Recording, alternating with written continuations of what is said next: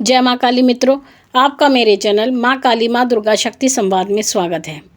मित्रों, दिए से संबंधित बहुत सारे प्रश्न मेरे पास आए और उनमें से एक प्रश्न ये था कि हमारे दिए में अलग अलग तरह की आकृतियाँ बनती हैं। बहुत सारे लोगों के मन में जिज्ञासा है कि दिए जब हम जलाते हैं उसके फूल में अलग अलग प्रकार की आकृतियाँ बनती हैं, तो इसका क्या कारण है और उन आकृतियों का क्या अर्थ होता है।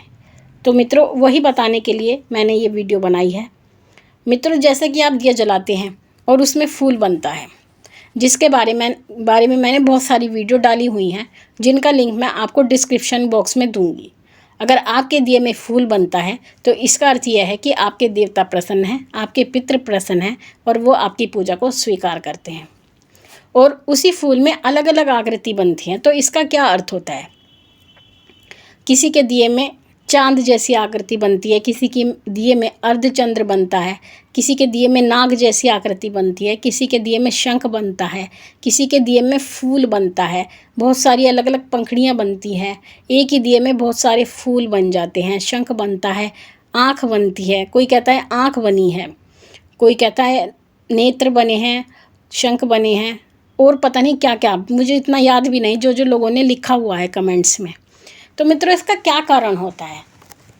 देखिए मित्रों, आप जिस देवता का दीपक लगाते हैं तो उससे संबंधित आकृति उसमें बनती है, लेकिन कई बार उनके जो सहायक देवता हैं उनकी आकृतियाँ भी उस दिए में बनती है।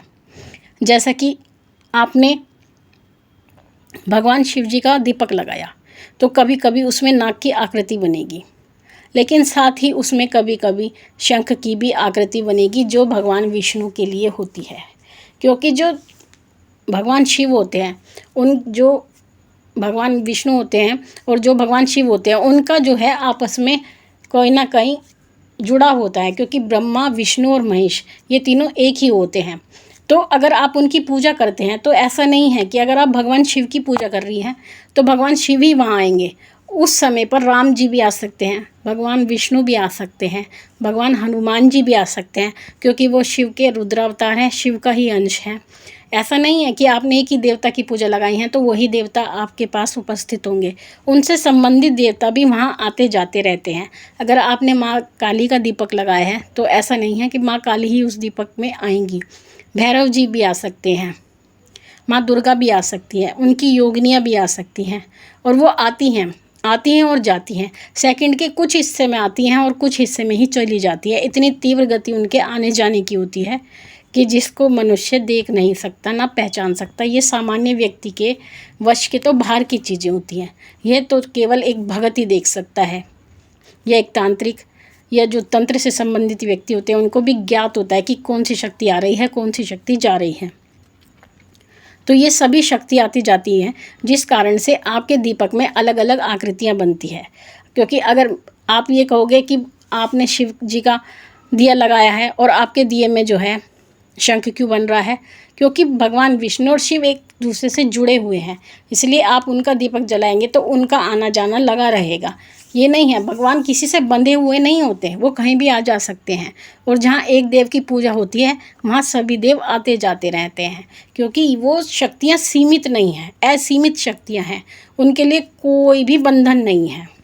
जैसे कि आप भगवान शिव की पूजा करते हैं तो भगवान शिव को राम जी की पूजा करने वाला व्यक्ति बहुत प्रिय होता है, और अगर आप राम जी की पूजा करते हैं तो भगवान हनुमान जी को वो व्यक्ति बहुत प्रिय होता है, तो हनुमान जी भी उस जगह फेरा ज़रूर मारते हैं, उनके गण वहाँ फेरा मारते हैं। तो इस कारण से वो अलग अलग आकृतियाँ आपके दिए में बनती रहती हैं और उसके द्वारा आपको संकेत देती रहती हैं कि कौन सी शक्ति यहाँ आती जाती है। तो इस तरह आप अपनी आकृति के द्वारा शक्ति के आने जाने का भी पता लगा सकते हैं। वो आकृतियाँ ही आपको संदेश देती हैं इस काम का या इस कार्य का, कि कौन आया है और कौन गया है। बस केवल आपको समझना है कि कौन आता है और कौन जाता है। आशा करती हूँ मित्रों, मेरे द्वारा दी गई जानकारी आपको पसंद आई होगी। इसी प्रकार की जानकारी को प्राप्त करने के लिए आप मेरे चैनल को लाइक कीजिए, शेयर कीजिए, सब्सक्राइब कीजिए, साथ ही नोटिफिकेशन बेल को भी प्रेस कीजिए। माँ भवतारिणी से यही प्रार्थना करती हूँ कि वो आपकी भंडारे भरती रहे, आपकी सभी मनोकामनाओं को वो पूर्ण करे, आपके कष्टों को दूर करे, आपकी झोलियाँ खुशियों से भरती रहे। मैं फिर मिलूँगी आपसे इसी प्रकार की जानकारी को लेकर। तब तक के लिए जय महाकाली, जय महाकाल।